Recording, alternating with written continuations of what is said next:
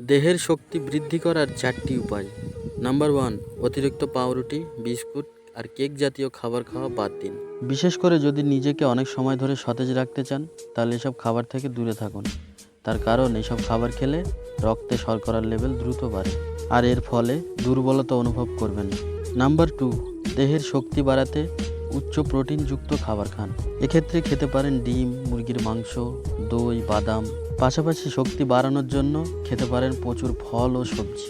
Number 3, শরীরকে চাঙ্গা রাখার জন্য ঘুমের কোনো বিকল্প নেই। একজন প্রাপ্তবয়স্ক মানুষের অন্তত প্রত্যেক দিন 8 ঘন্টা ঘুম দরকার। প্রতিদিন অন্তত 10 থেকে 12 গ্লাস জল পান করুন এবং মানসিক চাপ নিয়ন্ত্রণ রাখুন। নাম্বার 4, নিয়ম করে ভার উত্তোলন শরীরে শক্তি বাড়াতে বেশ উপকারী। ভিডিওটি ভালো লাগলে ভিডিওতে একটি লাইক করে চ্যানেলটিকে সাবস্ক্রাইব করতে ভুলবেন না, এরকম হেল্পফুল ভিডিও সব সময় দেখার জন্য। Thank you for watching.